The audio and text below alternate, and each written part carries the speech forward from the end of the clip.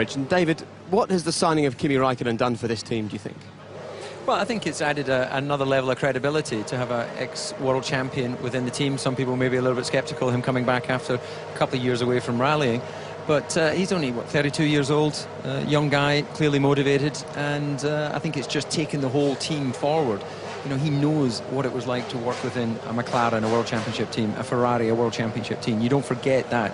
And, of course, Lotus, former world champions in their Renault and Benetton years.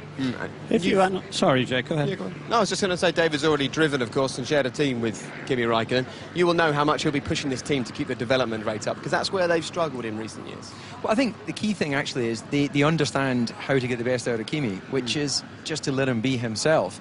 You know, he is very, very focused on getting the car working well. You know, we shouldn't be mistaken by his sort of laid-back attitude when it comes to press conferences and things like that. He's very clear in terms of describing what he needs from the car and working with his engineer, back with Mark Slade, his engineer that he'd worked with during his McLaren years. So there's a lot of combined knowledge there. Would you employ him, Eddie?